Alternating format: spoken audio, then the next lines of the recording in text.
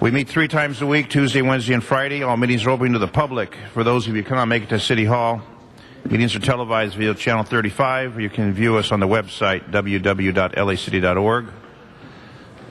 Also, we have remote sites in San Fernando Valley and San Pedro. This meeting is now in session. Mr. Clerk, please call the roll.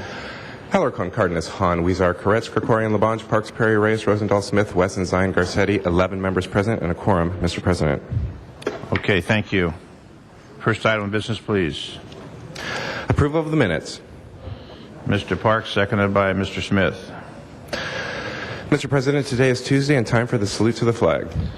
Mr. Labange, if you please lead us in the Pledge of Allegiance, all please stand for the Pledge of Allegiance. Lost their lives on December 7th, 1941. Let's repeat after me. I pledge allegiance to the flag of the United States of America and to the republic for which it stands, one nation, under God, indivisible, with liberty and justice for all. Thank you, Mr. Labange. Mr. Rosendahl, you have an announcement to make? About Mr. Parks? Well, sure, if you'd like me to make that announcement. We're all blessed that Bernard Parks was born today a few years ago, and we want to wish him happy birthday. Happy birthday, Mr. Parks.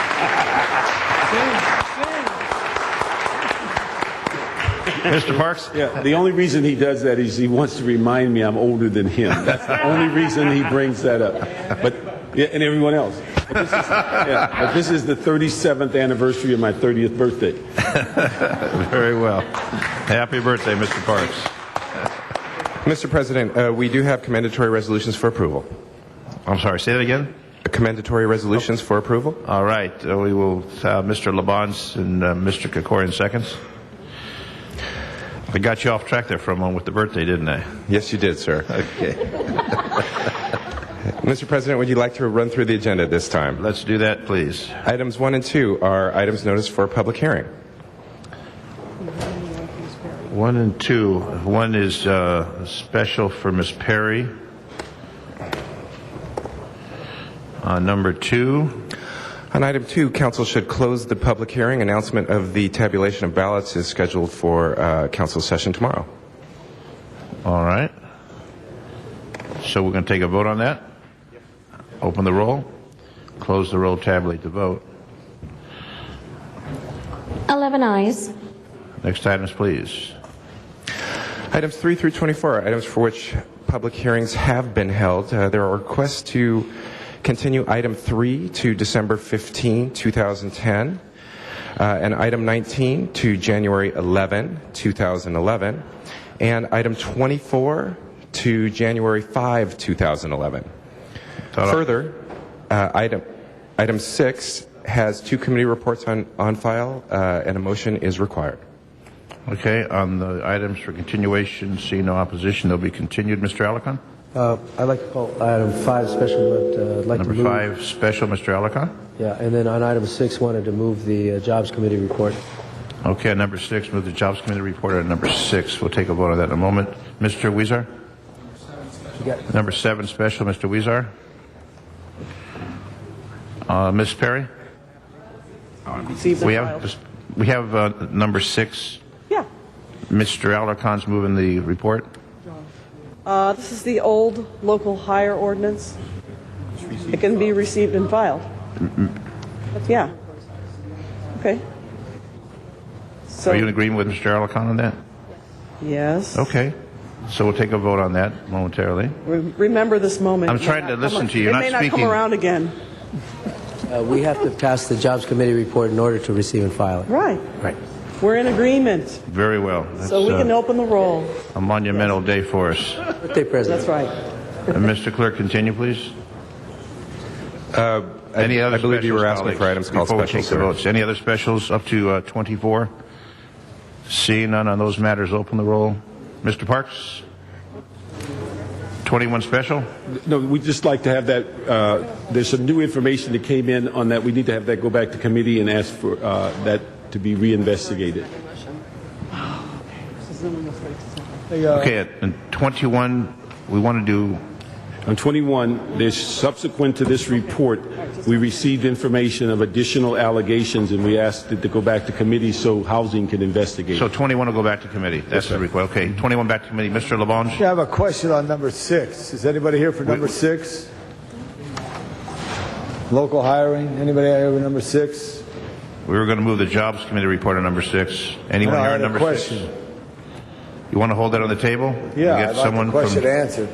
get someone from staff to answer number 6, please. We'll hold that on the table at this moment. On the remaining items, any other specials, colleagues, up to 24, 3 to 24? Do you want the replay, number 15? Number 15, call number 15 special. Okay, the remaining Mr. President, item 4 is a commissioner. Would you like to hold it on the desk? Let's hold the commissioner on the desk. On the remaining items, any other specials, colleagues? Seeing none, open the roll. Close the roll, tabulate the vote. 11 eyes. Next items, please. Mr. President, items 25 through 68 are items for which public hearings have not been held. 10 votes are required for consideration. Items that we have cards, we'll hold those. Do you have a list of those? Yes, we do, sir. That would be item 43, 46, 47, 50, and 60. However, there are requests to continue item 26 to January 4, 2011. 57, please. Items 50 and 60 to December 15, 2010. 57. Hold on, Mr. Labange. And item 19 to January 11, 2011. Further, there is a request to call item 31 forthwith. Okay, we already did 19. We're up to 25. Wait a second. 50 and 60, we're continuing to. Okay, there are a number of continuations. 19, okay. On the continuation without opposition, Mr. Labange, special. Request for Mr. Wesson, 57, continued 1 week. Request on 57, 1 week continuation without opposition. Thank you. Okay, any other specials, Mr. Parks? 66. Which number? 66. 66, Mr. Parks. Colleagues, any other specials? Seeing none of the remaining items, open the roll, close the roll, tabulate the vote. 11 eyes. On number 10, forthwith on number 10. Thank you, Mr. Parks. All right, Mr. Clerk. Mr. President, that takes council back to items called special or public comment on items not on council's agenda. Can I ask Mr. President here a question here, item 50? Is that correct, Ms. Lisa? The modified coverage plan of the fire department? Number 50 is continued to December 15th, Mr. Parks. Mr. Labange. Thank you very much. December 15th. That also includes those other ones? 50 and 60 continuation to December 15th. Thank you very much. Okay. So we'll take public comment now. Items that aren't on the agenda. General public comment. We'll begin with Dr. Williams. He's not for you. Okay. Dr. Clyde Williams, 4115 Barrett Road, El Sereno, Northeast LA. Is the clock going? Okay. Basically, today there was an effort on the part of the Board and Department of Public Works to start the stormwater process. They have an LID ordinance that's been approved. The LID ordinance establishes what is required in order to protect some of our rivers and streams. However, it also recognizes the political reality that quite a while ago there was an ordinance that was proposed to increase the stormwater fee on the LA tax roll. Well, that was stopped by the City Council, and it went now through the state legislature and will be added to the LA tax roll anyway. Hopefully the money will come from LA County down to the LA City for our portion of it. The LID, however, is all ours. The LID says, okay, we need to collect the first 3/4 inch of any rainfall, which we've had recently. However, for those units of less than 4, you don't have to collect that much. You only have to collect less than, probably less than 1/4 inch, because all you have to do is have 2 rain barrels. Make it easy. However, it also means that the apartment owners have to collect 400 gallons rather than 100 gallons for the same area. So there seems to be an inconsistency, which then goes back as to, is this a fee or is this a tax? We are cross-subsidizing from the multifamily, more than 4 units, to the single family. Politically correct, engineering and financially a problem. Thank you.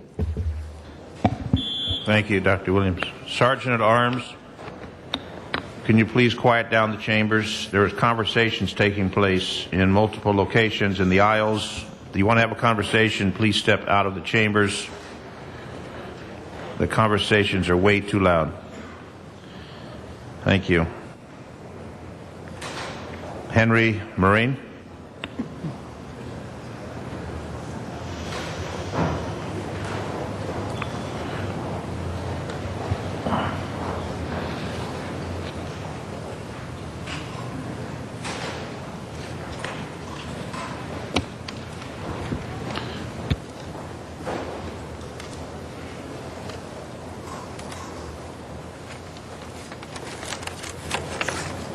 Morning. In regard to my claim, city attorneys and CAOs refused to let management personnel know how much money was deferred in trust of LA lawyers for the benefit of city employees hired under MOU 35. Consequently, the principals and interest deferred in lieu of pay since 1989 was not accounted and not rolled over to lasers or NIRA or taxed and paid in full, to the detriment of taxpayers in 15 CDs. However, management personnel and commissioners appointed to serve our city officials are expected to know that using public funds to deny or defend against the vested pay and benefit rights of city employees, directly or indirectly, is illegal. Yet MOU 35 shows what each uninsured city attorney and CAO agreed to do at will on behalf of management thereafter. Deny new employees voice and vote and grievance subject to dismissal. Ignore equal employment opportunity and affirmative action policies. Ignore IRS pay and pension plan participation, investing, and accounting rules. Divert public funds from city employee pension and benefit plans.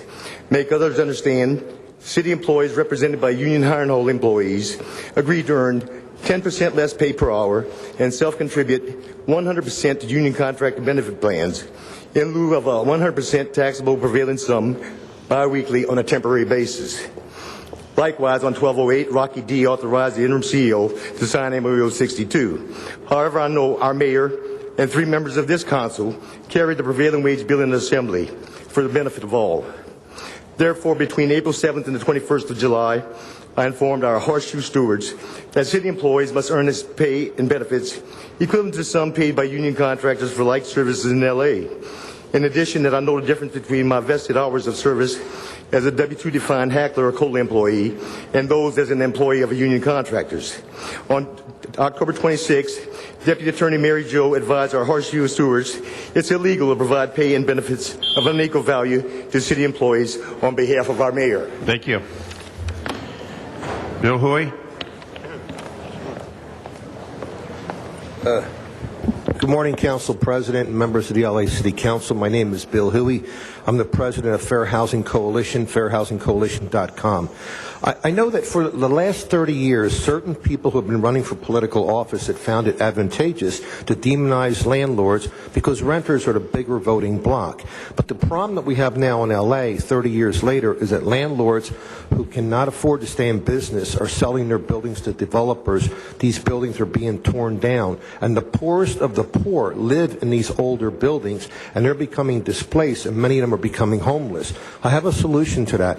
I think the city should have either a little tax to help poor landlords so they can have some money to afford better apartments and landlords can get closer to fair market value, thereby landlords can better maintain their buildings. Also, there are bad renters out there who bring crime and violence into a building and put all the other renters at risk. I think the housing department should be subdivided into 2 units for inspectors. One that understands the problems that landlords go through, and one that understands the problems that renters go through when dealing with a bad landlord.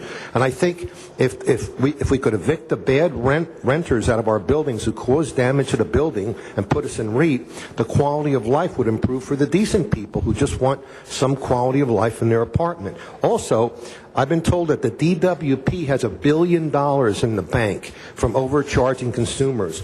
My understanding is that money should go back when they make a profit. I would be in favor of using some of that money to help poor people afford housing, and then landlords can properly maintain their buildings if they have the right kind of cash flow.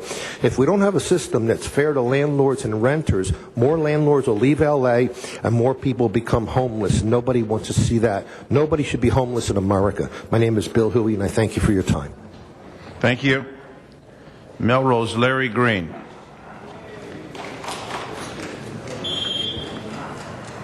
What a beautiful speech by Bill Huey, and I guess God wanted him to lead into me.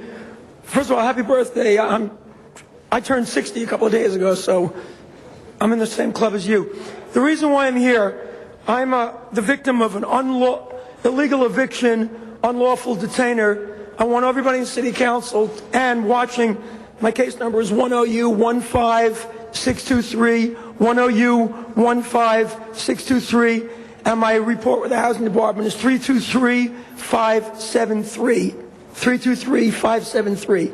I'm Lawrence Greenblatt. I live in the same apartment at 817 North Las Palmas since 1989.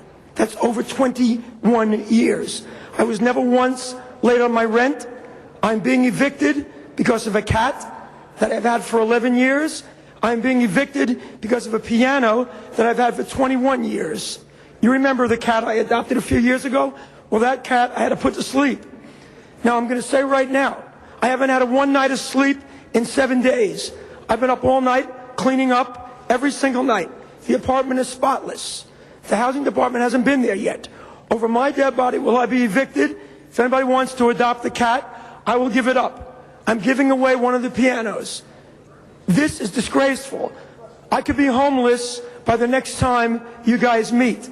My landlord, David Finkelstein, is a slumlord. I will not stand for this. Thank you, Councilman Labange, for referring me to the Housing Department, but they're not coming until December 14th. The unit hasn't been painted in 21 years. For 6 years, the kitchen has been filthy. The paint is peeling in the bathroom. I've got photos, and I want to tell you again, my case number is 10U15623. My Housing Department case is 323573. A lot of nerve to do this during Christmas and Hanukkah. David Finkelstein, you're a slumlord. Thank you. Mr. Labange is going to meet with you, Mr. Green. Walter Bechtel.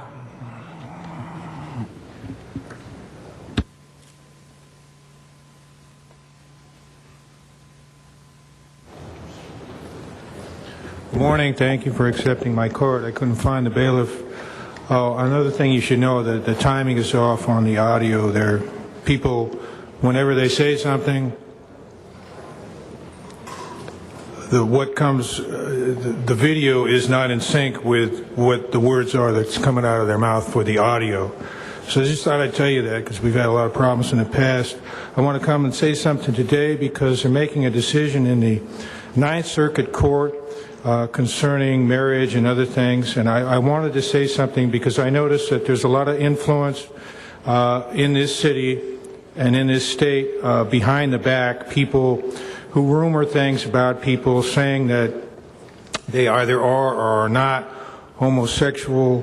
I just wanted to make it clear so people understand. I have no prejudice in this. I just wanted to make it clear I am not homosexual or gay, and I note that a lot of people feel, well, since Mr. Kaiser's relative, Mr. Bechtel, is gay, then maybe I should be gay. And, well, I just want you to understand that the people that are hurting the state are these people who talk about people behind their back when there has been no comparison or proof of that. And I think people really need to get the information on things before they do something, such as a marriage that was not announced here in May between a person in the entertainment industry that I've known for years and somebody else.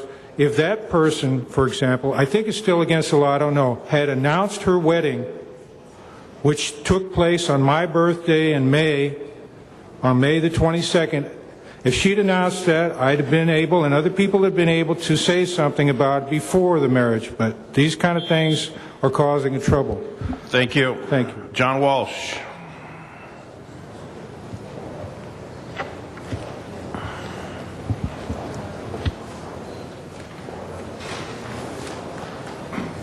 John Walsh, blogging at Hollywood Highlands, HIGHLANDS.org. Thanks. You know, the last time I was here, I talked about Meg Whitman. Here's our analytics. You can see where it goes, and then here's where I talk about Meg Whitman in front of it. It goes up to 90,000 visitors in 1 week.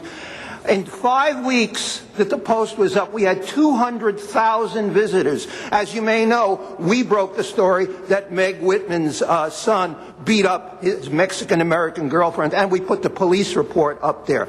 And if you want more, come to us now, because the mystery missile that was in the sky, you want to know the solution to what that was? The island of misguided missiles? It's all on our website. And something about the Kennedy assassination that Clint Hill, the secret agent, the Secret Service agent, revealed yesterday in L.A. will be up there too. HollywoodDems@gmail.com. Email us with all your information about crookedness up here. HollywoodDems@gmail.com. Twitter us at HollywoodDems, and we want to ask you to join our Facebook. MTA has 3,500 friends. We want to have 10,000 friends. We want to have more friends than MTA. MTA claims that they have the highest outside of the Bay Area, BART, in friends. So you go to Mickey Jackson, befriend Mickey Jackson, my cohort, MIKIJACKSON. So next time I come here, I can tell you that we have 3,501. And you know, you're not too bad. You're a little crooked, but that's okay. Over at the Board of Soups, a 13-year-old child hanged himself and died. And the blood of that child is on the supervisors, not on you. For shame, the supervisors. And just because he was Hispanic or minority, the minority people say, well, it's not their fault. The blood of children. Thank you. Donna Pearman in the San Fernando Valley.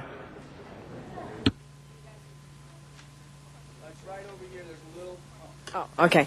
Anyway, hello. We can hardly hear you out here. Anyway, I have to read it. Anyway, Miriam is not here. She knows the public doesn't care because they passed Proposition 22 and 25. Again, Van Nuys was ignored. I don't mind the council taking off for Hanukkah, but why can't you do a makeup date? It could be another Friday in the month. Should the first Friday be written in stone? And what about in February 4th? Will we take off for a holiday for Eric Garcetti's birthday? I don't know. I see folks want to have living standards be lower. I see the people want to be able to have more taxes. You did it by passing Proposition 22 and 25. People will probably let Proposition 13 be repealed so you can have more taxes. Taxes, taxes, you love taxes. I see today CRA is having a field day. They will come out of the woodwork and finally every project they started will be, it will be done. It will be very costly to us, in the billions. This is where the problem is with the CRA and the mismanagement of money. And the state will have to make up the shortfall somewhere, folks. It will be higher gas prices, sales taxes, state taxes, you name it. You want it. MTA will have rail projects that cost a lot more than projected. Only way they can make it is the ridership is and very big, eminent, like the high-speed LA to San Francisco. The riderships will have to be immense.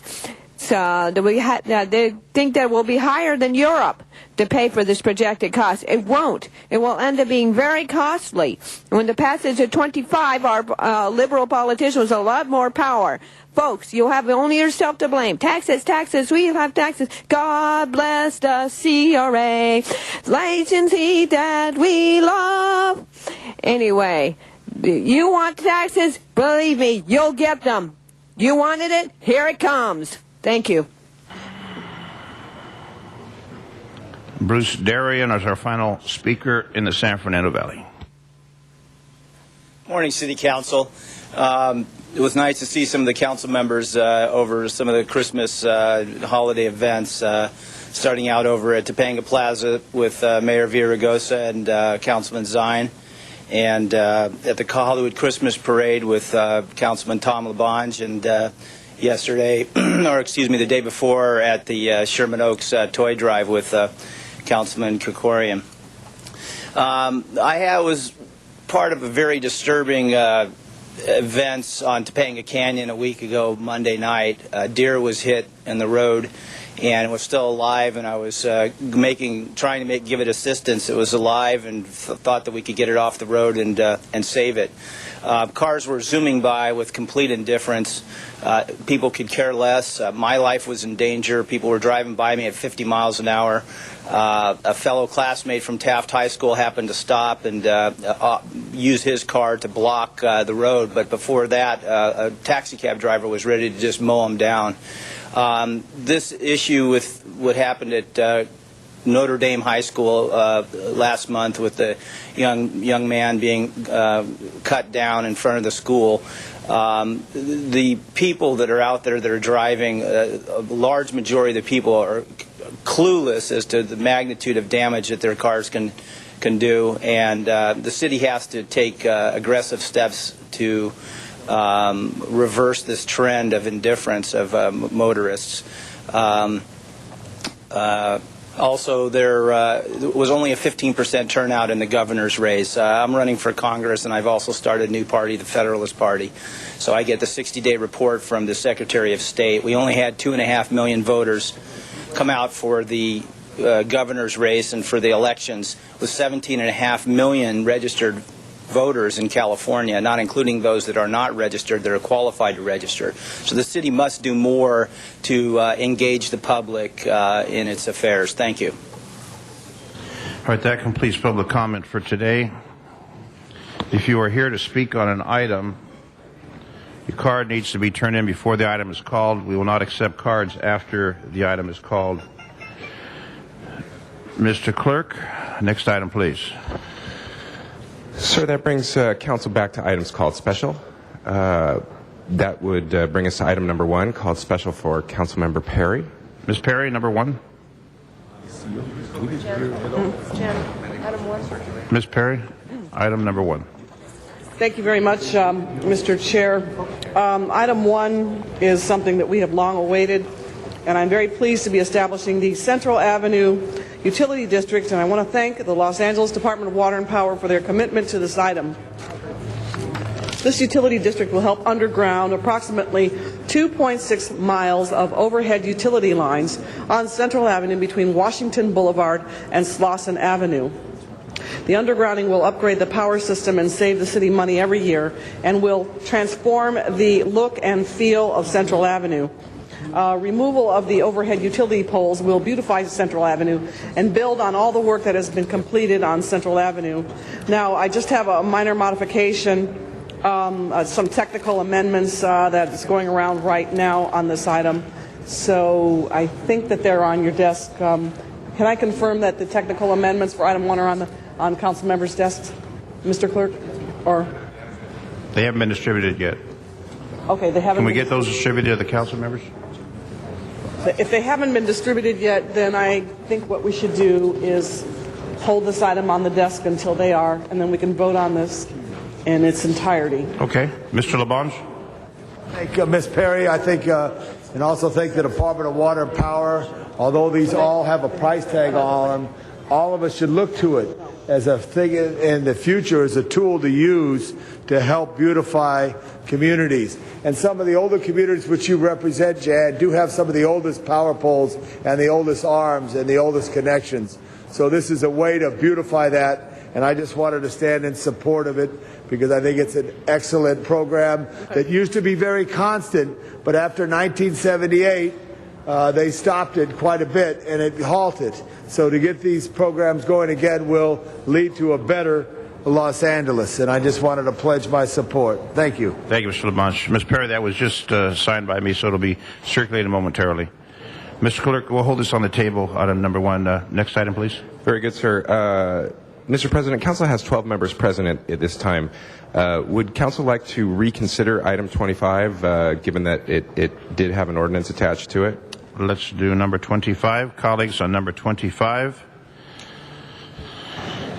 On that matter, seeing no one wishes to speak and address that issue, open the roll. Mr. President, pardon me, that would take 2 votes. One to reconsider, and then the second one on the actual matter. With number 25, correct. We voted. Correct. So you want to reconsider? Yes, that would take a vote to reconsider it. And then we'll vote again? Yes, sir. Okay, so number 25, vote to reconsider. Open the roll. Close the roll, tabulate the vote. 12 ayes. Now the items before us for a vote for the ordinance. Open the roll. Close the roll, tabulate the vote. 12 ayes. Next item, please. Very good. That brings us to item number 4. Number 4, that is a commissioner, and that is for the Harbor Area Planning Commission. Please come forward.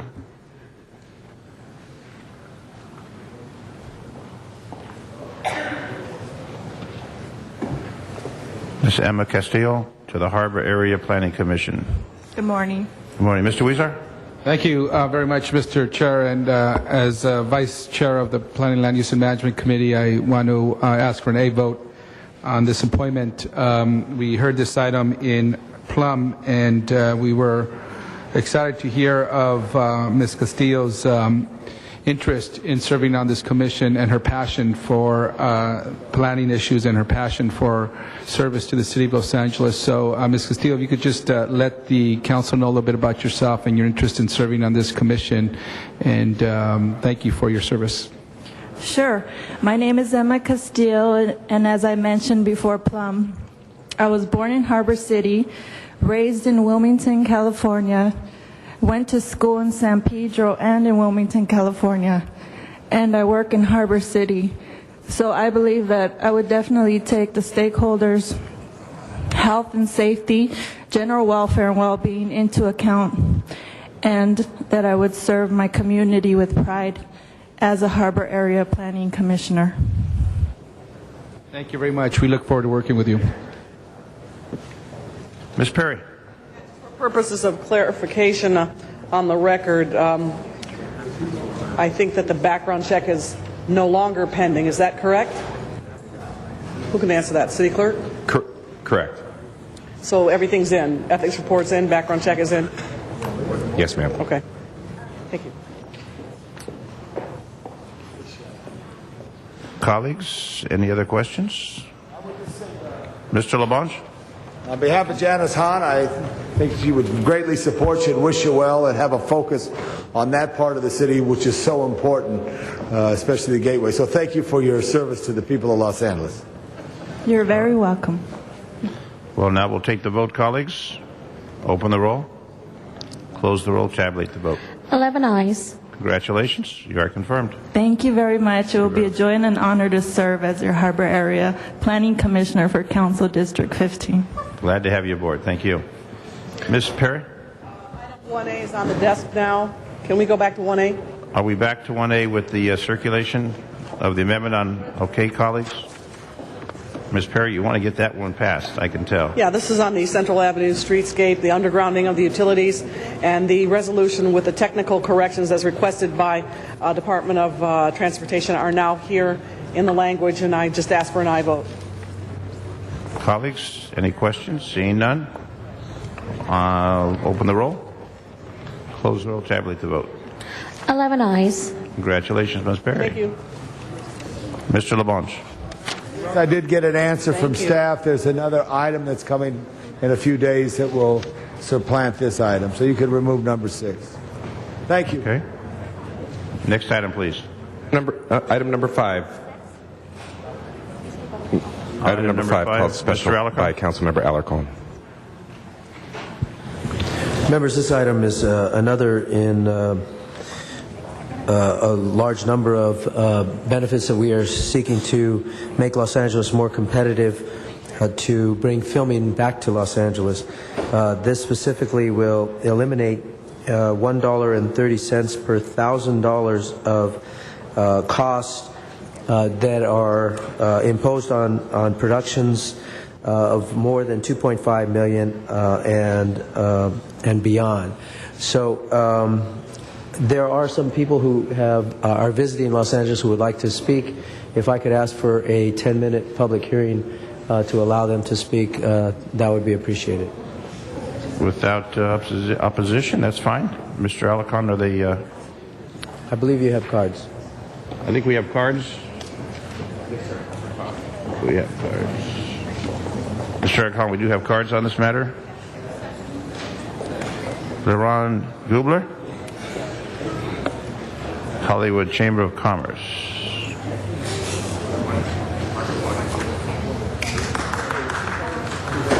We see you on television with all the celebrities, all the stars of Hollywood.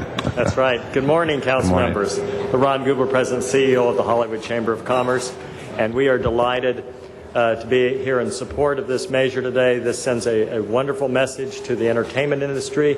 As we all know, we've been working for many years to retain the industry in Los Angeles. It's where it has always thrived and where its home is. I was on the BTAC Advisory Committee 5 years ago when the first threshold was set at $2.5 million. At that time, they did not go any further. This, however, is a step that is in the right direction to raise that threshold that will really help small independent production companies. A few dollars makes a big difference in keeping production in the city. I might also mention in Hollywood we've seen just in the last couple of years we're beginning to see a migration back to Hollywood into the city of Los Angeles from companies that had moved to Santa Monica and outside of the city. This will send a great message. We urge you to pass it. It's a step in the right direction in retaining businesses in Los Angeles. Thank you. Thank you. Good seeing you. Maya Zutler from VICA.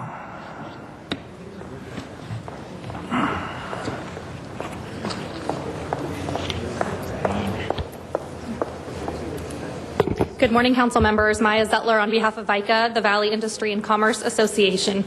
VICA is here to express our strong support for raising the entertainment production cap to $5 million. In this current economic downturn, it is vital for the City of Los Angeles to spur business in order to help create jobs and help grow our economy. One of the specific goals laid out by VICA is to stem the tide of runaway production, and we believe strongly that the entertainment industry is an important component of our city's economy. Thus, we have supported raising the minimum threshold to $5 million. We believe that raising this cap would provide significant tax savings to small and medium-sized businesses, affecting just over half of the commercial production companies, as well as other boutique firms in this industry. We ask that you support raising this cap today, and we hope that you will move quickly on this motion. Thank you. Thank you. Matt Miller.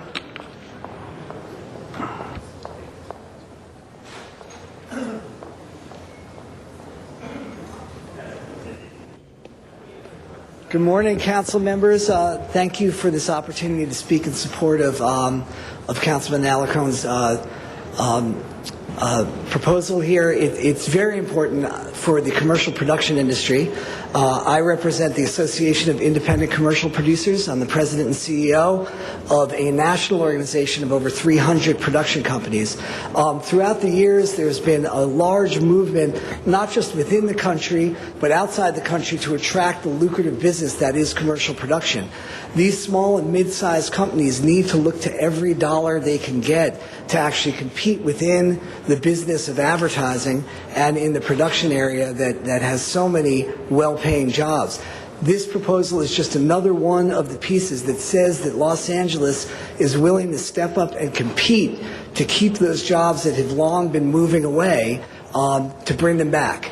And again, you know, the commercial industry has been hit in so many different ways by the changing landscape of media to everything else. So this sort of movement that dovetails and comes together here in the heart of the production in the United States is a very, very important message that needs to be sent to the industry, but also sent to Sacramento to also follow up on your initiative here and say we need to do more to attract these jobs back. This is a business where we estimate that every dollar spent is about $2 in economic development and spurs on your economy in so many different ways for these well-paying jobs. So again, I commend Councilmember Alarcon for taking on this initiative, his staff for working so diligently, especially Becca for bringing these together and actually creating the data that was needed to show how important this will be at a very low cost to the city. So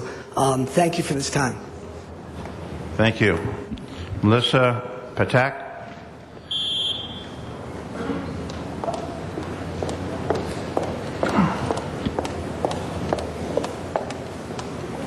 Good morning. Thank you to the Council. Thank you to Chairman Alarcon on this important effort. The Jobs Committee has been really in the forefront of moving forward ideas and initiatives to attract and retain the motion picture business in Los Angeles, and this is another one of the efforts. It's a 25% tax cut at the top end, and it raises the floor at which the minimum tax will apply to smaller and medium-sized companies. It's a great accomplishment. I urge everyone to support it, and thanks to the Council and to Chairman Alarcon for his leadership on this issue. And just a personal note, happy birthday to Councilmember Parks. My son shares the same birthday. He's 12 today, so we'll remember this now. We have birthday twins. Thank you. John Walsh.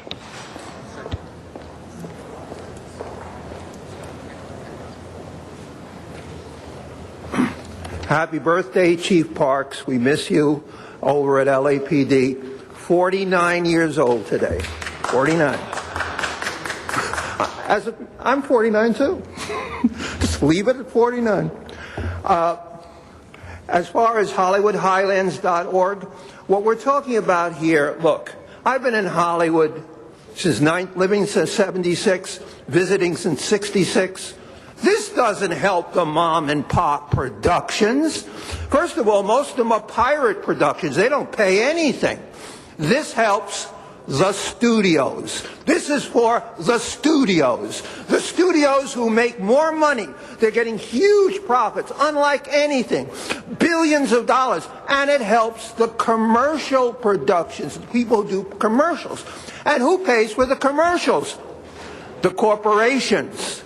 This has not, and as the city cuts people off welfare, as the city, you know, I can't believe this city. We export everything. We had a gang war in Pasadena the other day between the USC gang and the UCLA gang with people being stabbed. And I don't blame it on Pasadena. You exported that. This city is out of control. Even white people are stabbing one another. Mr. Walsh, it's about the movie industry, not about stabbings. With that, I'm leaving. HollywoodHighlands.org. Thank you, Mr. Walsh. Thank you for your comments. They could make a movie out of that someday. Jennifer Hatter. Jennifer, Screen Actors Guild. You get some movie scripts here. Good morning, council members. My name is Jennifer Heater, and I'm from the Screen Actors Guild. We represent more than 70,000 members who live and work in California, and I'm here today to speak in strong support of this motion.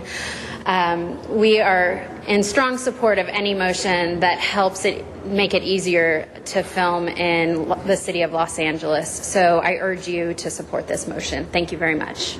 Thank you. Mr. Krikorian. Mr. Alarcon, you want to let Mr. Krikorian speak and then you can close it?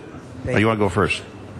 First of all, Mr. Walsh, this is specifically not for the big studios. This is specifically for productions of $2.5 million to $5 million, which is far exceeded in studios. Although the studio productions will also get a small benefit, this is targeting the smaller production companies, 535 of whom will benefit from this motion. This is not a huge tax giveaway. It is a small, reasonable tax giveaway. It's a small, reasonable tax break that will return in terms of city revenue by recycling the dollars in our economy and creating jobs in the industry and ancillary to the industry. So this is a very reasonable part of a package of programs that we have developed and that are working in Los Angeles. I want to make note of recent news that has found that many jurisdictions that have been offering tax incentives and benefits have had to shut them down and stop them. And I believe that's because they don't have the large infrastructure and talent pool that the city of Los Angeles has. We have the ability to sustain these kinds of benefits with the purpose of developing opportunities to have sustained tax revenues that are driven by the recycling of the dollars that the industry is bringing to Los Angeles. That's what this is all about. Other jurisdictions will not be able to compete, but if we do nothing, they will be able to compete.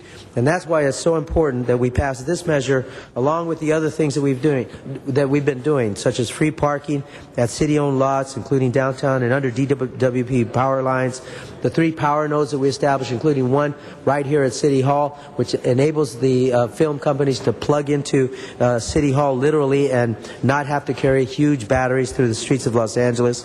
Fast-tracking the approval process. We've even improved our ability of the LAPD to enforce the permits to ensure that these productions are not inhibited by noise and other obstructions in the community. So this is something that goes along with all the other things we're doing. In and of itself, it's not enough, but when you package it with all the other things we're doing, including Mr. Krikorian's state legislation, which has had the most dramatic effect on filming in Los Angeles and California, these are the kinds of activities that we must sustain in order to ensure that we are getting the top opportunities that we can get to have filming done in Los Angeles. I want to thank the Association of Independent Commercial Producers, and particularly David Phelps for his advocacy. This was brought to our attention by them, and it is supported by the BTAC, the Business Tax Advisory Committee, and I urge your support. Thank you. Mr. Krikorian. Thank you, Mr. President. I rise in strong support of this measure, and I congratulate Mr. Alarcon on bringing it forward. And I'm so glad that the representative of the Screen Actors Guild followed Mr. Walsh, because there is a persistent myth that somehow tax incentives for production enrich studios. In fact, tax incentives for production allow working people to continue to work in Los Angeles. And the truth of it is that production will take place someplace. And what we need to decide as policymakers is whether we want that production to take place in Los Angeles, where it employs Angelinos, or do we want it to take place in New Mexico or New York or Michigan or the other places that are offering incentives. I appreciate Mr. Alarcon's comment about the film and television production incentive that I authored in Sacramento, and it's absolutely crystal clear from that experience that tax policy determines where production takes place. And the upsurge that we've had in production here in Los Angeles has been primarily due to that tax incentive. Unfortunately, and it was one of my great regrets in Sacramento that I was not able to include commercial production within the scope of that incentive because of limitations on available funding. This measure is a step towards helping our commercial production industry, which is much needed, because this is such a vital part of the production industry, and it is so important to keeping people employed to keep commercial production here. This is another important step forward. We need to move forward on this, and the rest of the package of incentives and other measures that we're working on the Jobs Committee to try to make this a better place to film here in Los Angeles. This is our heritage industry. And if we don't fight for it, we are going to lose it in the same way that we've lost aviation and so many of the other industries that mark Los Angeles' history. We need to be aggressive about continuing to fight for this industry to keep these jobs here. Mr. LeBon. Thank you very much. And Mr. Alarcon, thank you and your staff for this effort here. Mr. Krikourian on the state level when you were up there, and everybody. Mr. Miller, welcome again from New York. Years ago, they used to say, a rock's a rock, a tree's a tree. Go shoot it in Griffith Park. Well, over the course of time, people have found other locations throughout the region, even outside our states. And to understand how aggressive other states are, that we have to be just as aggressive as you mentioned, Paul. So again, thank you, Mr. Alarcon, and thank all the industry there. We're fighting, along with others, to help keep film rolling, television rolling, production rolling, and a rock is a rock, so go shoot it in Griffith Park. Thank you. Mr. Rosendahl, the cable guy. Yeah, the cable guy. Paul, thank you in the back there for your leadership on a lot of these aspects of this issue. For all of us, obviously, it's a no-brainer. The more we can get jobs in L.A., the more the multiplier effect takes place. We are the capital of the film industry, but 40 states have incented the industry better than us, and historically, we've lost the grip, but we need to bring it back. Just look at the weather today, what a beautiful day it is today, and that's why we all came here to Southern California, and the industry itself needs to continue to develop and thrive. Anything we can do to incent the industry to stay here in this great city is a big plus. So this is the right move in the right direction, and obviously we should all vote yes on it. Thank you. Thank you, Mr. Rosendahl. Yeah. This matter is now up for a vote, colleagues. Open the roll. Close the roll. Tabulate the vote. 12 ayes. Okay, Mr. Clerk, on item number 1, there were 2 cards in the file that we didn't recognize, so we need to recognize those folks on item number 1. So let's make a vote to reconsider. Open the roll. Motion by Ms. Perry to reconsider. Close the roll. Tabulate the vote. 12 ayes. Okay, it's now up for reconsideration, and we will hear from our 2 speakers on this matter. Luis Reyes. Mr. Reyes.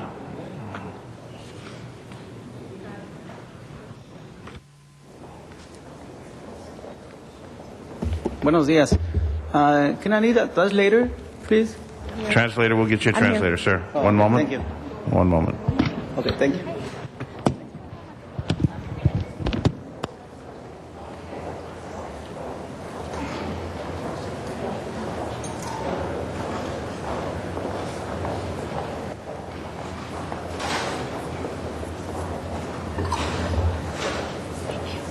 Buenos días. Buenos días. Sí. Buenos días. Mi nombre es Luis Enrique Reyes. Yo soy dueño de 2 propiedades en la 41 y la Central. Good morning. My name is Jose Enrique Reyes. I'm the owner of 2 properties on 41st and Central. Y quiero felicitarlos por haber aprobado este plan, aunque me parece muy bueno. And I want to congratulate you for your approval of this plan. I think it's a very positive one. Porque yo por donde vivo, por ahí hay unos gang members y ellos son muy fáciles de ir a cortar los cables del poste de la luz para poder tener control sobre la calle. Because around the area where I live, it's known, or there's a lot of gang members that hang around that area, and they're known to go cut some of the electrical lines in order to take control of that street. Yo creo que es todo. Solamente quería felicitarlos otra vez por haber aprobado el proyecto. That's all. I just wanted to congratulate you for approving this project, and have a good day. Gracias. Thank you. Gracias. Our next speaker, Alessio Avelino.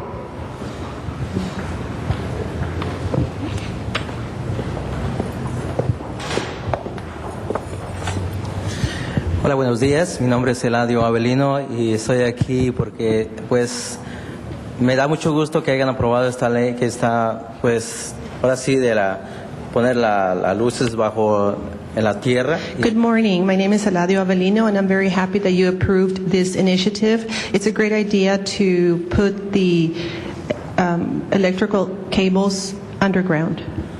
Sí, yo tengo un local ahí, estoy viviendo en la 5623 de la Sur Central, ahí soy dueño de la propiedad. I have a store there also on the property at 4630. No, 56. 5630. 5623 Sur Central. 5623 South Central. That's where my property is located. Y me da mucho gusto que me hayan invitado por este día y me da gusto que hayan aprobado esta ley y para ver mejor las calles. I'm very happy that and very honored that you invited me to participate today, and also very happy that you're approving this initiative because we'll have more lights and safer lights on the streets. Eso es todo. Gracias por haberme invitado. Thank you for inviting me. That's all. You're very welcome. Gracias. Thank you. That matters now before us for a vote, colleagues. Open the roll, close the roll, tabulate the vote. 12 ayes. Next item, please. That brings us to item number 6. Number 6.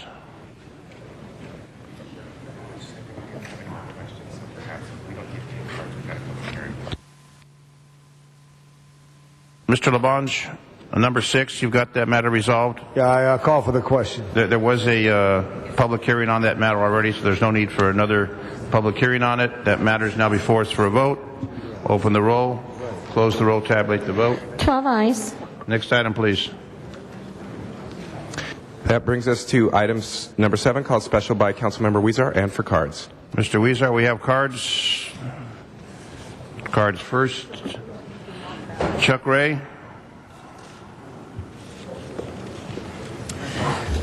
I'm Chuck Ray from Mar Vista.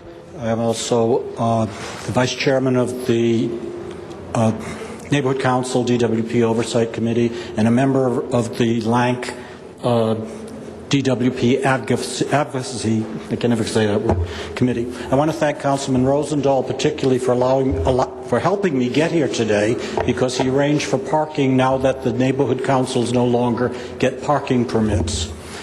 I'm here to talk about the way in which this has developed. As a former computer software expert, I know a little bit about process, and I really can't understand the process that this council takes. First you approve something, then you disapprove something, then you approve it again. In this case, this is part of what I look at as a three-legged stool. You've got the ballot measure on the transfer funds, you've got the ballot measure on the Office of Public Accountability, and you have this ballot measure which would guarantee that a little bit more that the Office of Ratepayer or Office of Public Accountability is not turned into a political football of some sort. You've passed it before, then you tabled it last week, and now you have an opportunity to, probably the last opportunity, to get it back on the ballot. So I urge you to vote for this ballot measure so that you have a strong position on the reform of the governance of the Department of Water and Power, the largest utility in the United States that does not have significant oversight like a Public Utilities Commission or an Office of Public Accountability. It's about time. Thank you very much. Thank you. John Walsh.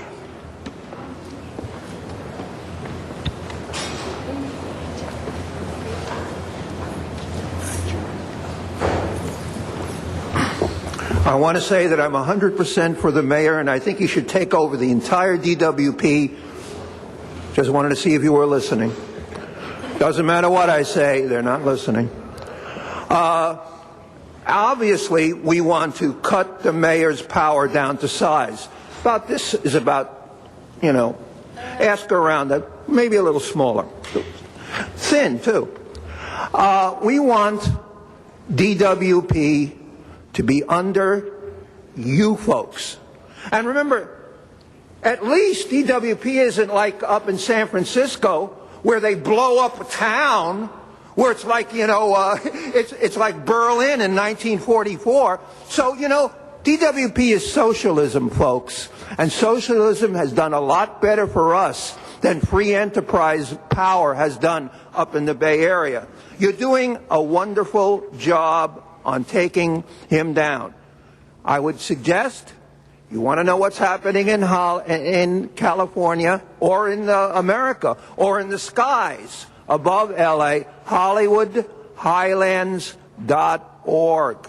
And also, join our Facebook, Mickey Jackson, M-I-K-I. Mr. Walsh, you got to stay on subject. Dr. Williams.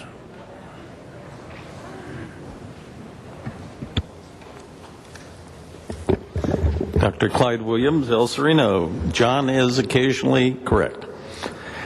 DWP. I'm a DWP liaison. And what is the problem? Transparency, accessibility, consideration of the public and the ratepayers? Well, their only consideration seems to be how much can we charge and get away with it. So I am very much for the City Council taking jurisdiction over the DWP commissioners and the manager.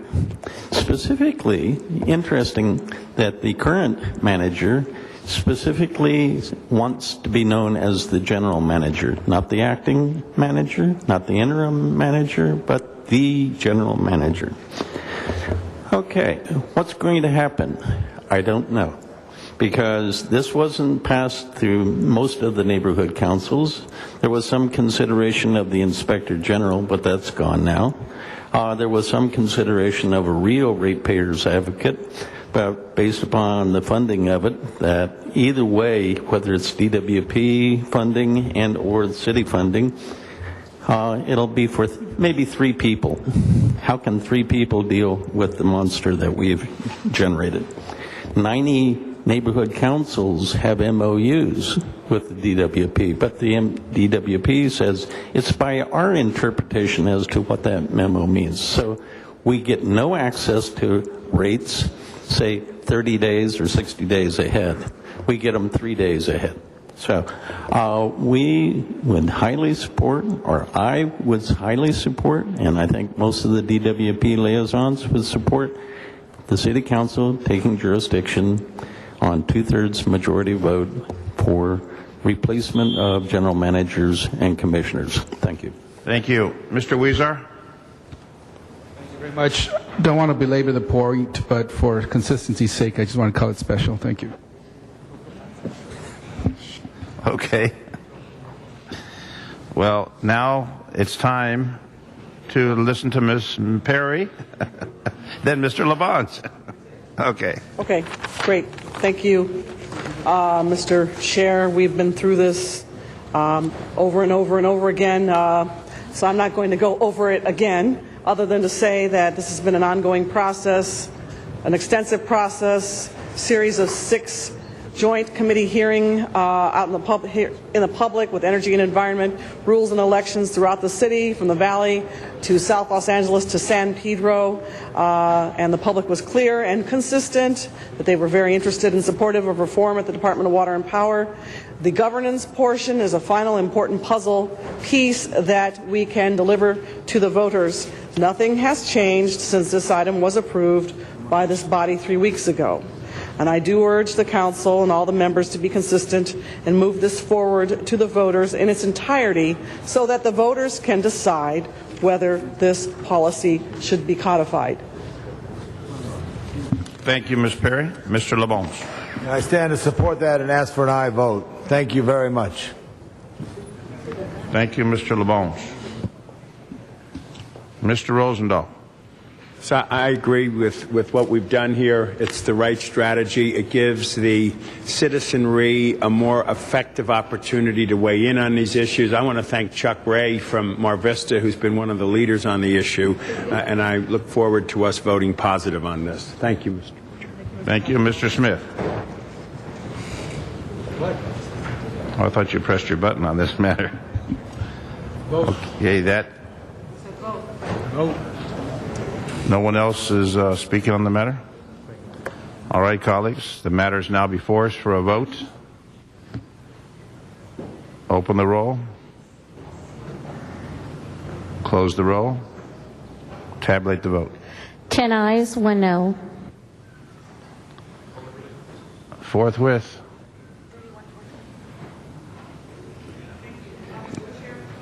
Motion to reconsider item 53. Excuse me? May I make a motion to reconsider item 53, please? Yes, you may. Thank you. Let's we open the roll take, on that? We'll take the roll. Thank you. To reconsider. Open the roll. Yes. Closed. 53? 53. 53. Yes. Close the roll. Tabulate the vote. 11 ayes. Matters before us. All I want to do is send this item back to committee, Energy and Environment. On 53, back to Energy and Environment. Open the roll. Close the roll. Tabulate the vote. 11 ayes. Next item, please. That brings us to item 15, called Special by Councilmember Zine. Mr. Weezer? Out of the room, Mr. Alarcon asked to hold this item on the desk. Okay. Thank you. We will hold it. Next item, please. That brings us to item 46, called Special for Cards. Item 46. Correct. That is correct, sir. Dr. Williams.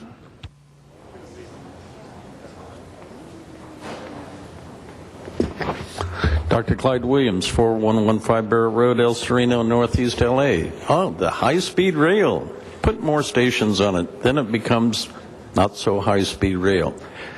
But we in East LA would like to propose an additional station to be added to the San Diego segment rather than the Palmdale segment. We'd like to have one at the Cal State University LA so that it can go underground from there into Union Station, because right now they're planning on 3 different alternatives, one through Boyle Heights, one through Lincoln Heights and El Sereno, one through El Sereno and then Lincoln Heights into the north side of Union Station. We're letting this monster sneak under the radar. What's happening? It probably won't be high-speed rail, especially with so many stations, but it also will be coming through our neighborhoods. However, the San Diego leg has been well advertised in San Gabriel Valley, but they've not held any meetings within the LA portion of the San Diego leg.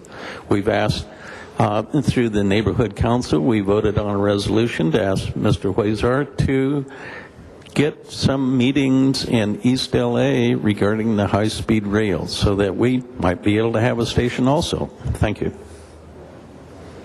Thank you, Dr. Williams. Matters now before us. Open the roll.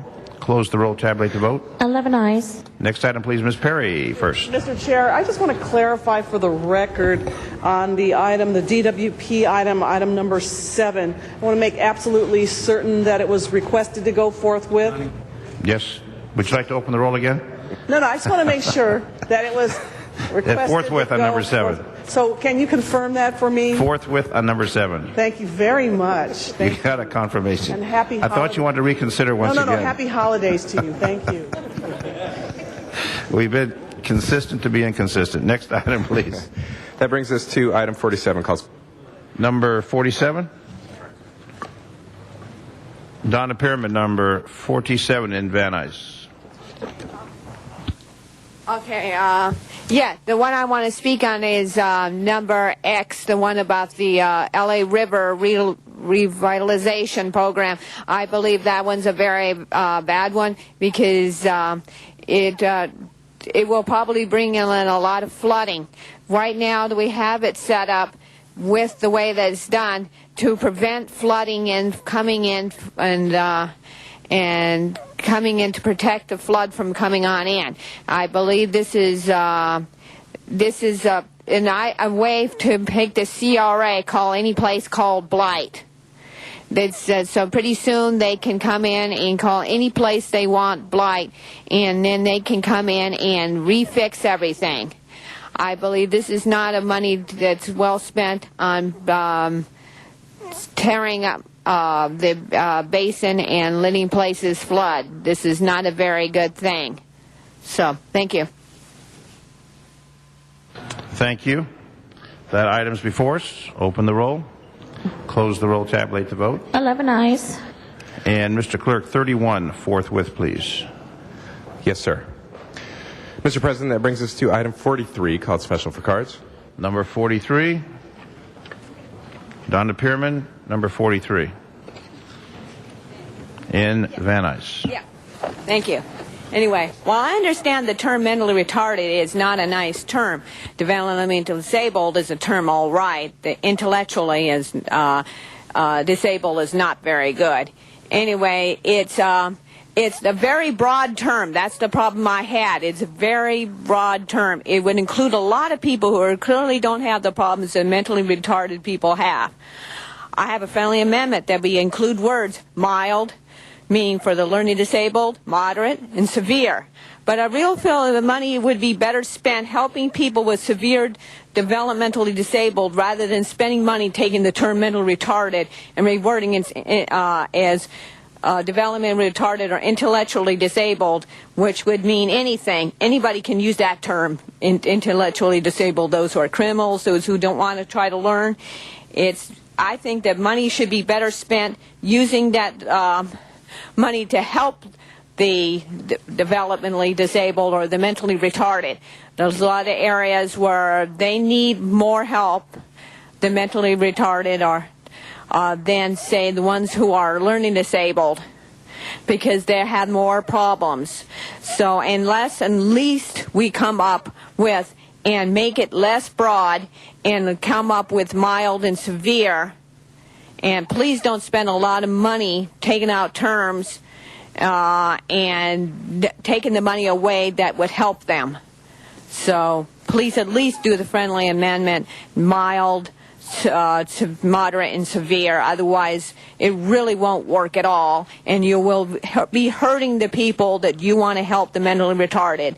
And it will be spread around a lot of different types of people who don't need as much help as the ones who are termed mentally retarded. Thank you. Thank you. That matter is now before us. Open the roll. Close the roll. Tabulate the vote. 11 ayes. Next item, please. Mr. President, that brings us to item 66, called Special for Councilmember Parks. Mr. Parks, number 66.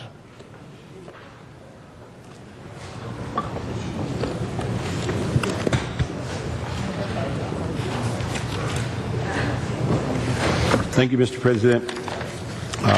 For the purpose of, we'd like to renew this reward motion, and to the public we ask for your assistance that on January the 13th, 2008, at 6:55 a.m., Rosa Garcia, a 35-year-old woman, was discovered deceased in an alley near 1504 West Florence. LAPD has been searching for the individuals, have not come up with leads. They're asking for assistance, and we have a $50,000 reward for the successful apprehension of the suspects. We'd ask that anyone having information about this incident to call Detective Bill Rich, LAPD Criminal Gang Homicide Division, Southeast Squad. That number is 213-485-4341. And that incident, again, was January 13th, 2008 at 6:55 a.m., and the victim was Rosa Garcia, and ask for an aye vote on the renewal of the reward. Thank you, Mr. Parks. On that matter, open the roll, close the roll, tabulate the vote. 11 ayes. Next item, please, Mr. Clerk. That brings us back to item 15, called Special for Councilmember Zion. The questions have been answered that I had. There are speakers on this matter. Has there been a public hearing? So there's no need for the speakers on this matter. I see no one else on the queue. Open the roll, close the roll, tabulate the vote. 11 ayes. Next item, please. Mr. President, Council has motions for posting and referral. Post and referred. There are excuses on the desk. Councilmember Alarcon requests to be excused on March 1st, 2nd, and 4th, 2011 for personal business that meets council policy. That's approved. Councilmember Reyes requests to be excused on December 17, 2010 for personal business that meets council policy. That's approved.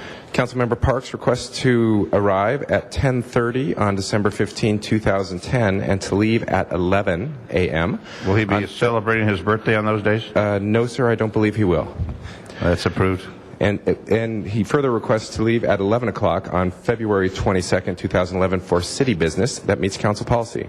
That's approved. Lastly, Councilmember Zine requests to be excused on February 18th, 22nd, 23rd, and 25th, 2011 for personal business that meets council policy. That's approved. The desk is clear. Thank you. Colleagues, any announcements? Announcements, Mr. LaBonge. I just want to thank you all again. On this Thursday, the city's officially accepting the 138 acres west of the Hollywood sign to expand Griffith Park in the natural zone. The very small hiking trails will exist, but there'll be many hiking points developed in the future. And the wildlife of these hills are very appreciative that it will not be developed. So I just wanted to thank you. The public is invited to Lake Hollywood at 3 o'clock on Thursday. Thank you. Mr. Cardenas. Yes, I just wanted to congratulate the legislature for convening their next session yesterday of the State Legislature of California, and I had the privilege and the honor to go and be there and congratulate many of the senators and assembly members, and met some of the constitutional officers, and just want to let them know that I'm praying for them, and that we're also praying for us in local government, because they have tens of billions of dollars to make up in their budget, and hopefully they'll do it in a way that doesn't impact us as much as it could.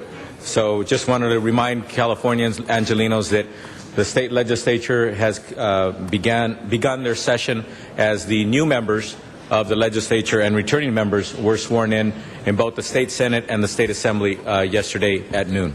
Thank you. Thank you, Mr. Cardenas. Mr. Koretz. I just wanted to announce there's an official Hanukkah celebration in the Rotunda. I believe it's starting around 12:15 today. Thank you, Mr. Koretz. Any other announcements, colleagues? See no other announcements. Adjourning motions, colleagues. Please stand in the chambers, colleagues. Stand for adjourning motions. Everyone in the audience, please stand. Mr. Cardenas. Thank you very much, Mr. President, members and members of the public. It's with great sadness that I announce the passing of Ariadne Soku.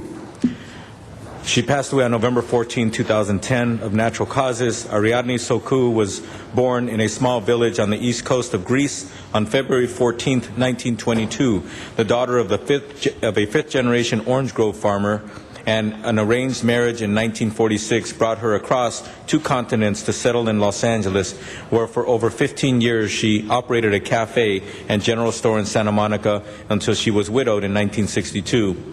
A second marriage brought two children and a change in career when she became a seamstress working out of her home in West Hollywood, altering costumes for the TV shows that were being produced at CBS Studios and Paramount. She was raising two small children and became when the children became very demanding, and she eventually had to limit her workload to accommodate only a few less demanding clients like Cher and Elvis. It was through decades of working at her simple but soulful trade, sewing buttons onto blazers, that her children were able to attend classes in the arts which fueled their future careers. She was divorced in 1992 at the age of 70. Ariadne spent the remaining 18 years of her life living in Burbank with her devoted daughter, Mariana. Ariadne is a fighter. She survived the Nazi occupation of her village and farm during World War II. She survived being widowed and divorced. She battled and beat breast cancer, recovered from 6 strokes and heart failure, but ultimately passed away on November 14, 2010. Ariadne is survived by her daughters, opera soprano Alexandra Soku and actress Mariana Tosca. May she rest in peace. Thank you, Mr. Cardenas. Attorney motions. Mr. Parks. Thank you, Mr. President. Colleagues, I'd ask that we adjourn in memory of Joanne Agola. I was born September 1941, passed away November 2010. She is a mother, a grandmother. She died of a sudden stroke in Los Angeles at the age of 69. She was born in Brooklyn, New York, and she attended Ephraim High School. She married her husband at her 20th birthday. They've had 2 sons. After their marriage, they were involved in a number of community activities, local scouts, athletic teams, in addition to being a mental health volunteer. In 1979, the family moved to Los Angeles. She became a founding member of the United Friends of the Children. She's also known for her work on the Children Burn Center in Encino and her efforts as she was original board member of the Getty House Foundation as it relates to many of her activities. She divided her time also amongst her grandchildren and her children, with her passion being traveling and also an avid leader host in one of her community groups. She's survived by her husband, John, who is a current board member of the local Metropolitan YMCA, and her 2 children. Ms. Perry? Mr. Chair, thank you. I know that a number of us want to do a really nice adjourning motion on behalf of Jack Kaiser, but I wanted to note his passing. He was our local economist, and I think a number of us have worked with him over the years. And I don't know if anybody has anything down here for him today. I have an attorney motion for Mr. Kaiser. Good. All right, great. Mr. Rosendahl, you have? Discussion, because I've known him for 30 years as well. And Mr. Rosendahl? Should we do Jack Kaiser for a second? Let's do Mr. Kaiser. Okay. I've known Jack for over 30 years. He used to come on my television show, and his claim of fame for all of us was how simple he made things that were extremely complex known and appreciated. He was a very sensitive, humble spirit. He listened a lot, he learned a lot, and then he shared the economy, which is so complex, with all of us. We were personal friends, and over the years, every time there was an economic issue that people didn't understand, I asked Jack to come on the show, and he did. And Mr. Smith and I were together, I guess it was yesterday, when all of a sudden, over the system, it came out that he had passed. So I am sure I'm just the beginning of many of us feeling what we feel about Jack Kaiser. May he rest in peace. I have the official information on that, if I can, at this time, colleagues, for the adjourning motion for Jack Kaiser, passed away December 6th, born April 20th, 1934, Huntington Park, raised in Downey and Vernon, earned a bachelor's degree in 1955 and an MBA in 1968 at USC. Found work after his undergraduate years as a forecaster for the Union Pacific Railroad in Omaha, Nebraska, but laid off 4 years later during an economic downturn. Found paid work anchoring a news show at a local public radio station where he was volunteering. Returned to Southern California after a year to work for United California Bank, then spent 8 years as an economist with the Los Angeles Chamber of Commerce. Began with the Los Angeles Economic Development Corporation in 1991. When it had no economics research department, the group named its research center for Kaiser in 2008. He built his reputation at the LA EDC during 91 and 92 recession that hit Southern California's aerospace and manufacturing industries. Although he started as an expert in the Los Angeles economy, he broadened the scope of his forecast to include other counties throughout Southern California. Known for getting out in the community, attending industry luncheons, walking factory floors, and strolling through shopping centers during the holiday season to count the number of bags on shoppers' arms. Was the go-to expert in the region for reporters covering everything from immigration to Michael Jackson to the business of Hollywood. Retired from the LAEDC in June, but returned to the public eye almost immediately as an economic spokesman for the Southern California Association of Governments to develop an action plan to jumpstart the local economy in this region for further growth.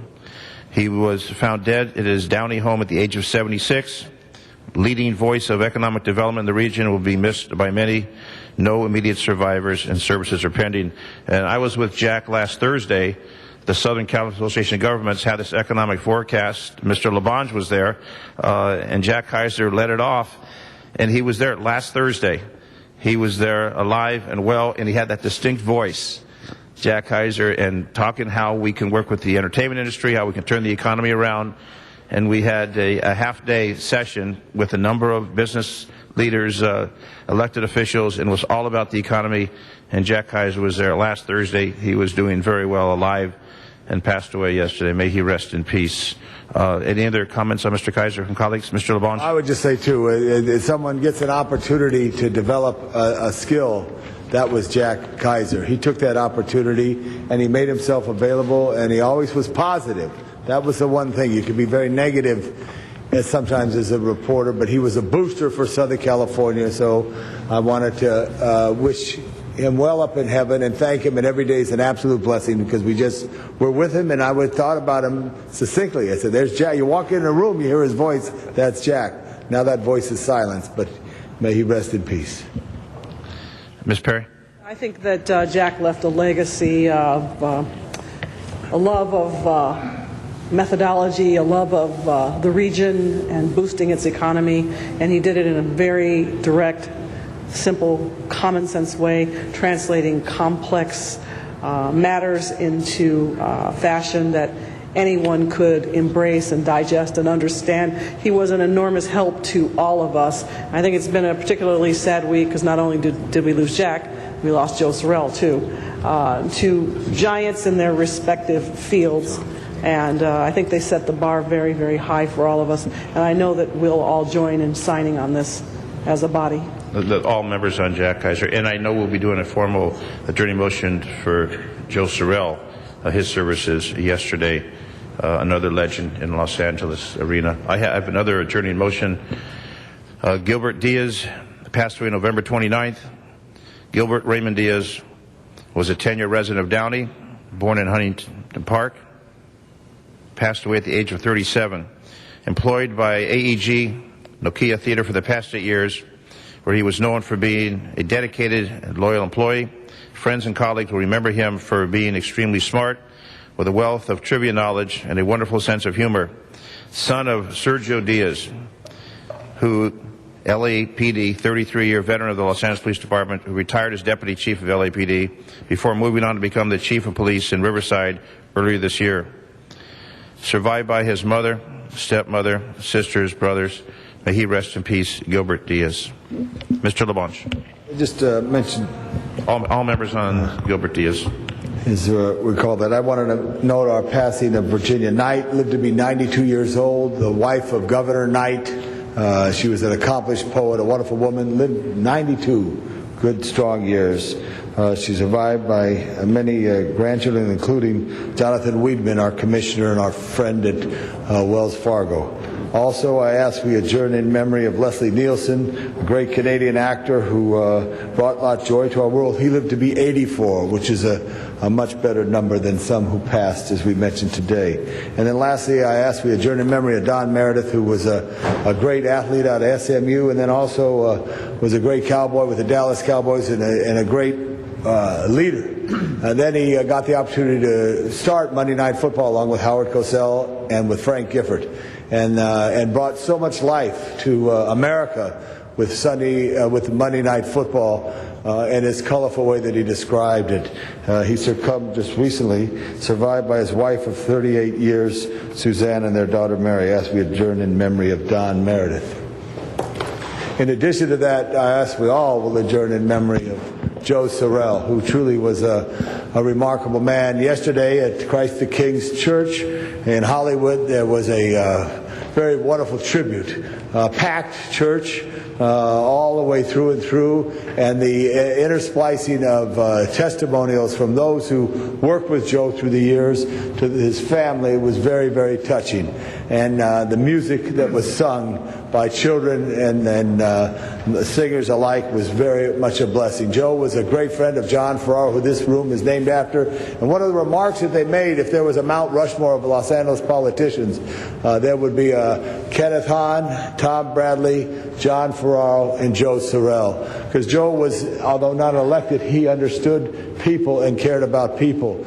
And really, I think from his upbringings in New York, his father was a firefighter for the New York City Fire Department. His mother worked in New York, came out west, met Lee, his wife, and great tale. And it's sad because anyone who leaves, because Joe was so special to go in his office and see rooms of pictures that he had as a young man, as an advisor to John Kennedy. And not just a picture. I told someone today, I took a picture with President Barack Obama, and probably 1,000 people took a picture with Mr. Obama before me and after me the day I took that picture. But Joe Sorrell was there with John Kennedy in California, helping him get elected. And the individual pictures that he had is the history of California politics. He transitioned from working into politics to professional campaigns for many, and then also in the corporate public affairs. I'm going to ask that Mr. Rosendahl, I don't know others will, but Mr. Rosendahl, I knew him as a young man working for John Ferraro. You knew him as a professional in your business. Was a dear friend for 30 years. In fact, when I first came to LA in the cable television industry, it was teleprompter becoming Westinghouse Broadcasting and Cable.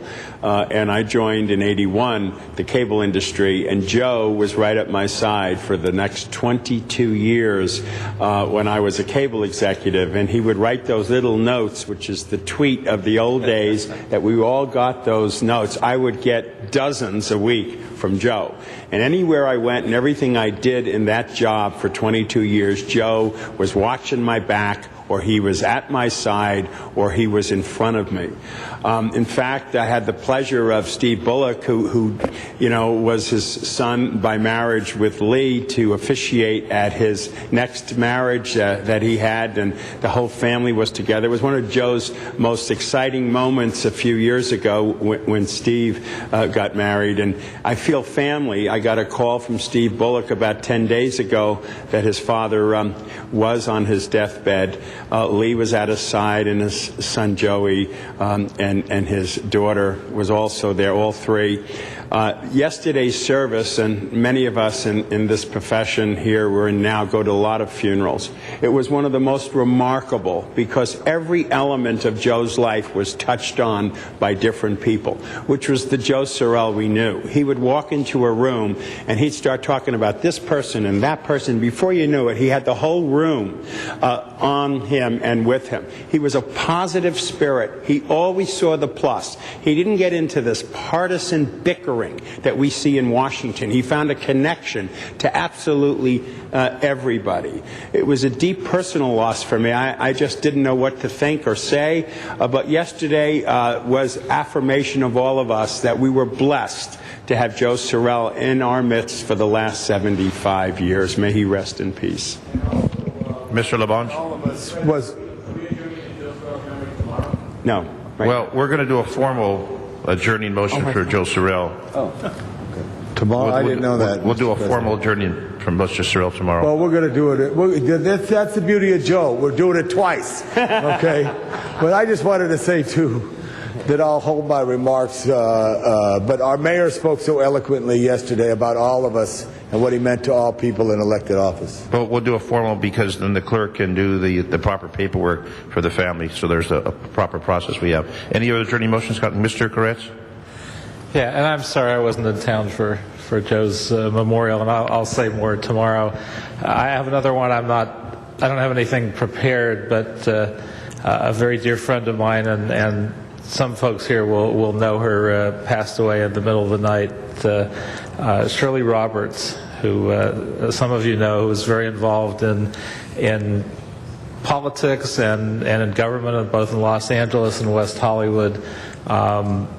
She helped set up Mayor Bradley's office and worked in the Department of Aging for a few years back then. She's a a very dear friend of our mayor, and actually helped as a volunteer set up his office. A dear friend of many of ours, also a West Hollywood resident for many years, and was on the Human Services Commission for many years there, which was a perfect place for her because she had so much heart and cared so much about people, and was able to actualize that as a commissioner. She didn't have any children other than her 4 cats, which are legal in West Hollywood, by the way. But she had a few honorary children, and it was very interesting because her honorary children all went on to elective office, but none of them were elected before they became close to her. Antonio, John Perez, Gil Cedillo, myself, and a couple others. But it was very interesting. She had that knack. She knew many of us as we were private citizens, and helped inspire us to go on to public service. Just an amazing and wonderful woman. She died at around the age of 80, and she'll be sorely missed by everyone whose lives she touched. Mr. Rosendahl, adjourning Mr. motion. President, I have 3 adjourning motions, and to start it off, all we have is the moment, and as we get into the holiday season, every moment is precious, and all those we love stay connected with. Standing in the front row right here, right now, is Jim Redden, who is the husband and survives his wife, Deborah, who just died. She died on Friday, and right next to them are the Rubens, Marty and Joan Rubin, who worked closely with Deborah Lynn Deming. Deborah was born on May 4th, 1956 in Westfield, Massachusetts. She earned her associate's degree in interior design from Endicott College and her Bachelor of Fine Arts degree in interior architecture from the University of Massachusetts. Deborah moved to Los Angeles in the 80s to begin a career in the design field. Deborah was an interior decorator and a landscape architect. She worked for 3 large firms doing interior architecture: Gensler, IA, and HOK. Deborah approached each of these occupations with a spiritual serenity, an artist's eye, and an environmental integrity. She found personal satisfaction in doing sustainable design long before the term became fashionable. In 2001, Deborah launched her own firm, Deming Design, and chose projects on her own terms. Deborah was an accredited professional for the Leadership in Energy and Environmental Design, better known as LEED, which supported her focus in sustainable design. Deborah's concerns for the environment were evident in her landscape designs. The California native garden in the front of her home was among the first shown in Mar Vista, and I've seen it, and she lives in an area by the airport. Deborah was very active in the community. She participated with the Pico Beautification Project, a community grassroots volunteer effort that planted trees on both sides of Pico Boulevard. She also was a member of the Northwestdale Neighborhood Association. She successfully led efforts to fight the installation of a microwave cell tower on National Boulevard and Barrington Avenue. She joined with efforts to halt the proliferation of the gentlemen's clubs in West Los Angeles.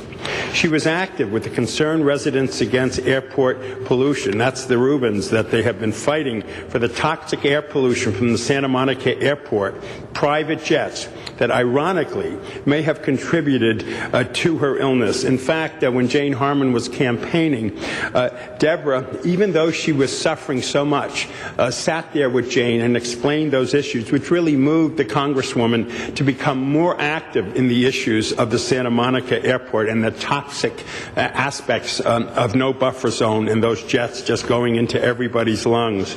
She attended events and demonstrations up until April of this year, when her health prevented her from further participation. Deborah passed away in her home on Friday after a long battle with stage 4 ovarian cancer. She had previously fought thyroid cancer. At the time of her passing, she was surrounded by friends exactly as she wanted. During the night before her passing, her last words to her husband Jim was, "I love you." In action, Deborah made this world a kinder place, loving community in so many ways and places and levels. Whether you knew her or not, her contributions had a positive impact on all of us. She lived life right up to the very end of her battle with cancer, which never complained, and even though her body raged with cancer, displayed a radiant inner beauty that defines words. When I said she survived by her husband, I might say we were together just a couple of weeks ago in Whole Foods, and he was picking out special foods that she loved so much. He was an incredible caregiver right at her side to the very end. She's also leaves behind her parents, her brother Rick and sister Linda, as well as other family and friends. A non-denominational memorial is being planned to celebrate her life. She will be missed. Thank you, Jim, for being here. I have two more. Unfortunately, all we have is the moment.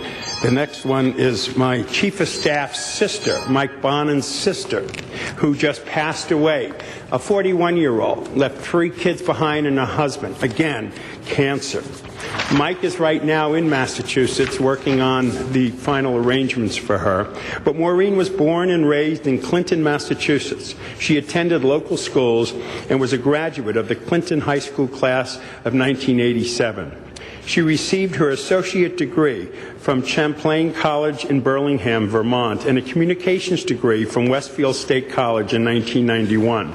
She began a career in education, working as an academic counselor with Bay State, Fishers, and later Assumption College.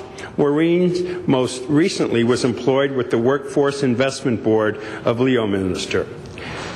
Maureen was a devoted CCD teacher and a member of St. Edward's the Confessor Parish in Westminster. Maureen possessed a rare quality of a wife, a mother, a daughter, a sister, and a friend, while serving as a great inspiration to all around her. She most cherished the joys of raising her children while devoting her life to their education and surrounding them with love and affection. Maureen was an angel. Maureen was a talented singer who wooed audiences and her circle of friends with her rendition of Bette Midler's The Rose. She loved to laugh and to make others laugh. At work, at home, with her kids, on a girls' night out, and even in the hospital, Maureen had a remarkable ability to make people laugh and feel good. Her presence filled the room with warmth and light. She loved singing, shopping, wine, Facebooking, her friends, and most of all, her family. Maureen loved and nurtured and celebrated her husband, Fran, and her 3 beautiful children, Hannah, Brendan, and Ellie, who carry and reflect her spirit.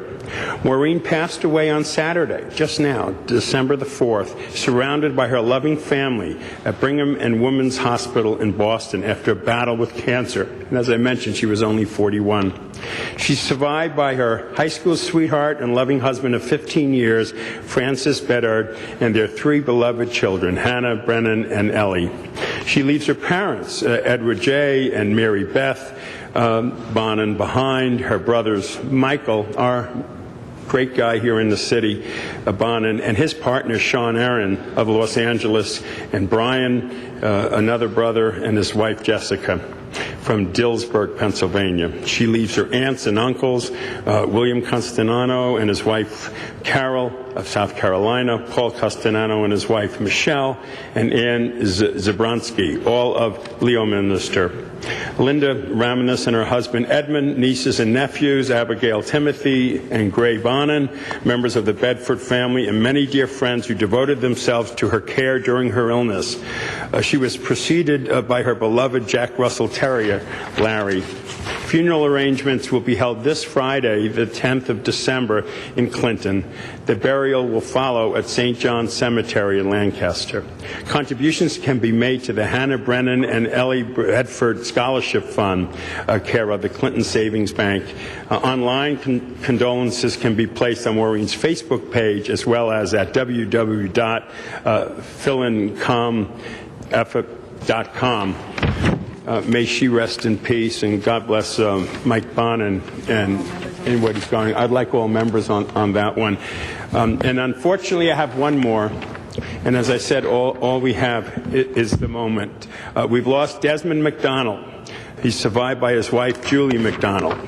Desmond McDonald embodied Mandyville Canyon. He lived in the canyon. He spent most of all of his 51 years in Upper Mandyville, and in the time was witness, participant, and supporter and defender of his community in every way possible. He loved Upper Mandyville, and his neighbors loved him. Whenever anyone would ask for help, Desmond responded. In times of fire and flood, Desmond was the first on the scene to protect the lives and property of Canyon residents. Whether it was sandbagging a neighbor's home, detaining an arsonist until the police arrived, believe that, he did that, relocating a rattlesnake from a terrified resident's yard to a remote location, Desmond was there at all hours of the day and night. He co-founded an organization dedicated to preserving access to the public trails above Mandyville Canyon, and he fought to protect against development that would destroy the unique nature of Mandyville Canyon. And he did all of this and much more with tremendous intelligence, honor, and courage. Desmond was Mandyville Canyon. Desmond died on Saturday during an off-road motorcycle race in Mexico. Apparently had a heart attack during the race. Our hearts go out to Julie McDonald, Desmond's spouse. May he also rest in peace. Thank you, Mr. President. Thank you, Mr. Rosendahl. Any other attorney motions, colleagues? That concludes